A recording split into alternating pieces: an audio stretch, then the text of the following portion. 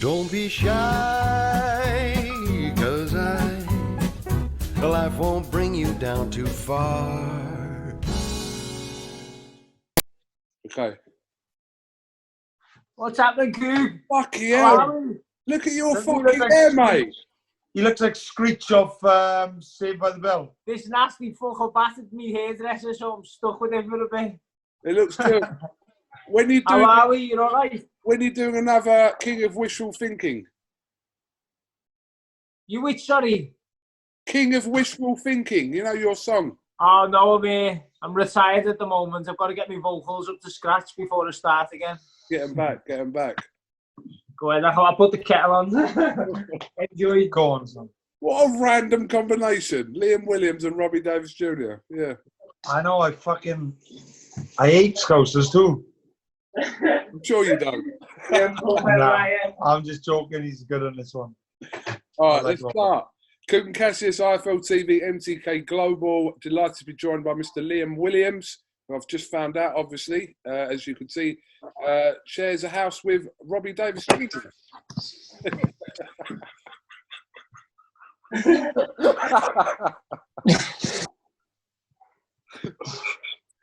Fucking hell, Coog. Come on, we're on. You don't look like the most technical of people, to be honest, Liam.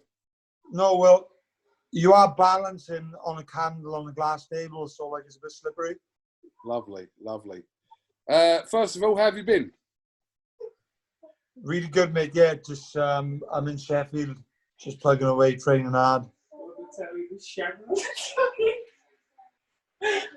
Yeah, I'm in Sheffield training hard, putting in the work, and hopefully we can get some news soon that I can get back out again.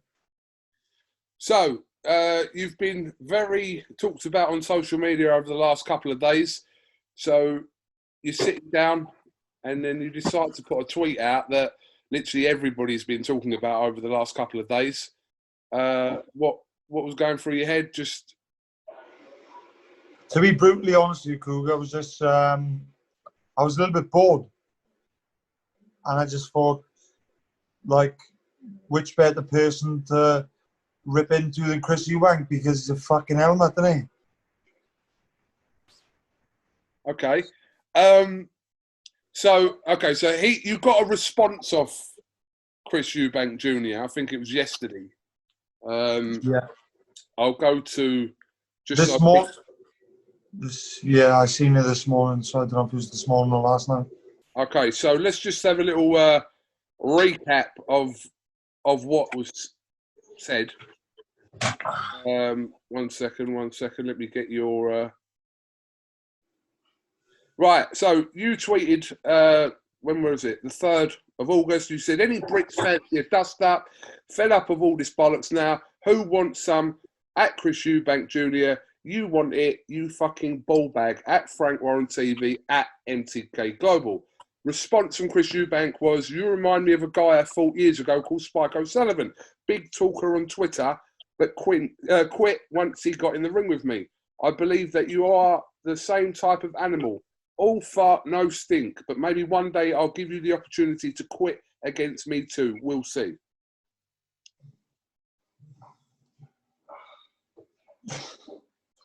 He's just a fucking idiot, isn't he? Like he's saying about handing out opportunities and this and that. It's like we're both high-level fighters, and it's just a fight that people want to see, and a fight that I want. And I'm sure if the right deal was on the table for him, then who's to say that he wouldn't want it as well? But he's acting like as if he's, he's acting like as if he's a Canelo or something. He can pick and choose who he wants and give people opportunities. But like, my personal opinion of him, I just think he's up his own ass, and he's just a bit of a dick, like. Frank Warren made some comments on BT Sport Boxing today, saying that he doesn't believe in Frank. See that? What does that say? Hello, gorgeous. But the point I'm making is, I've got my bitch making me cups of teas before bed. Well, you can say that. I won't comment on that. Okay. Yeah, Frank Warren said that he doesn't believe that Chris's dad, Chris Senior, will take the fight. He's even willing to have a side bet with Senior, I'm assuming, over the outcome of that fight. So Frank doesn't believe that his dad will let him take the fight.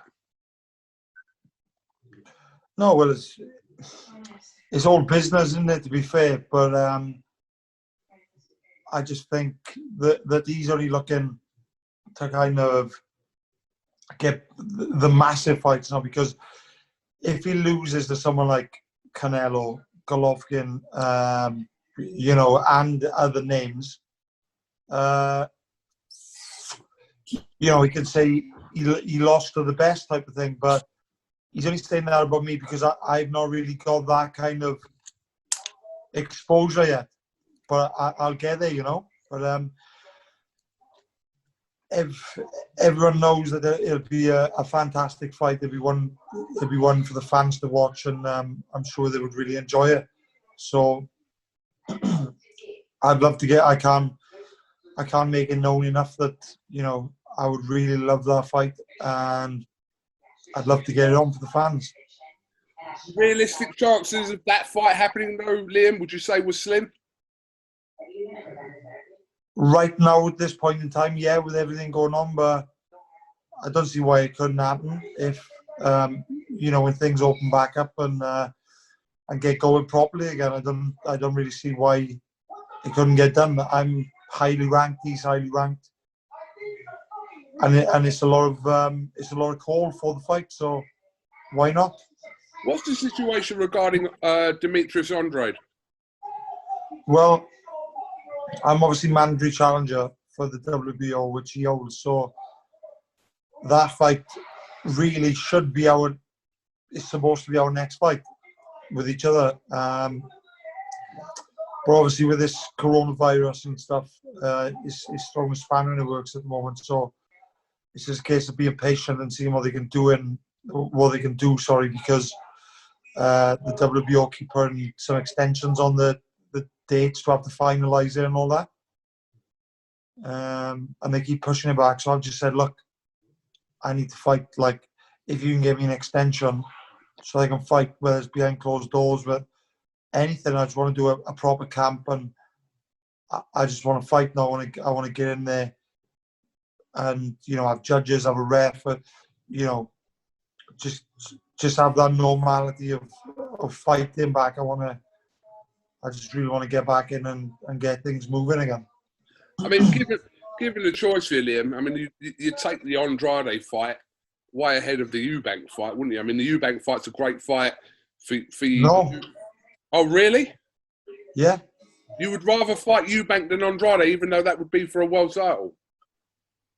Yeah, because when I bash Eubank, I believe I'm just going to get a massive name for myself, and I can always fight them again, or I can fight an even bigger name. So I'm not saying I don't, you know, everybody sets out to win a world title, and that's something, it's a lifelong dream, isn't it? But, you know, that's what I want. The Eubank fight really appeals to me, and I really fancy it.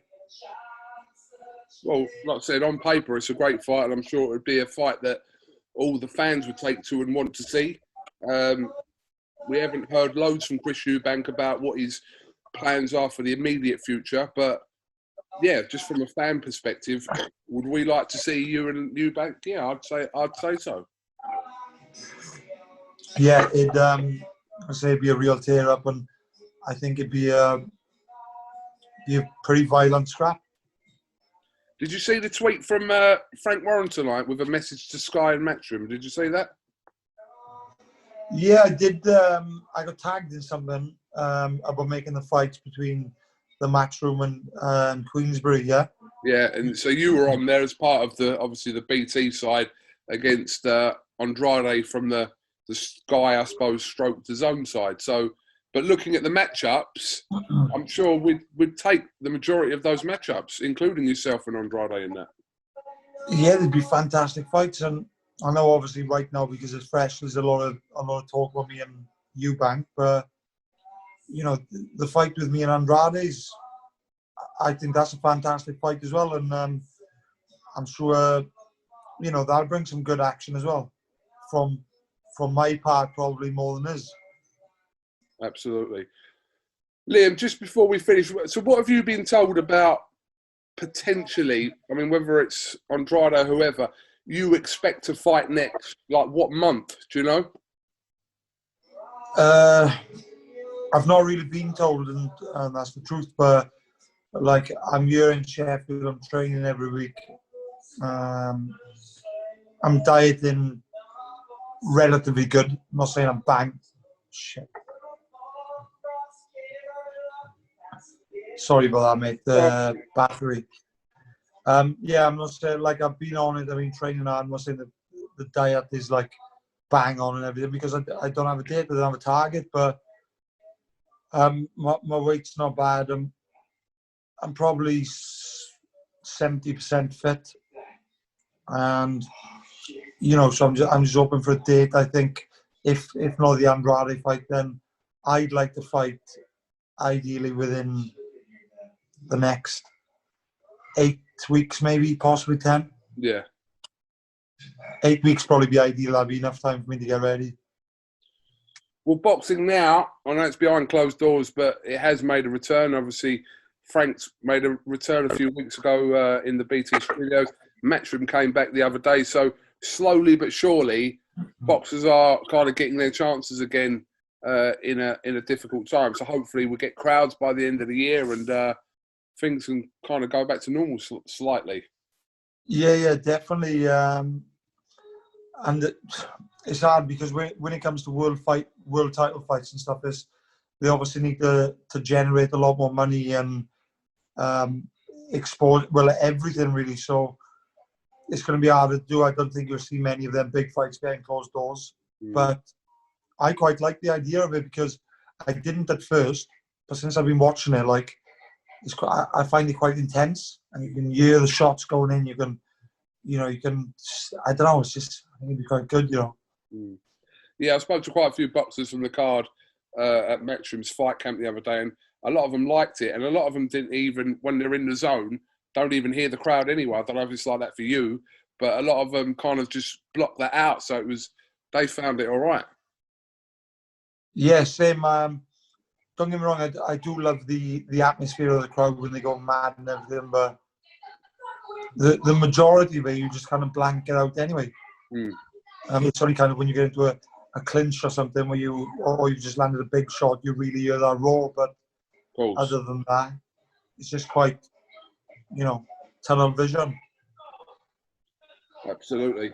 Well, Liam, I appreciate your time on this Tuesday evening. We'll get this interview out on Wednesday, but yeah, just keep us posted when you get a bit of fight news, and we'll do another follow-up.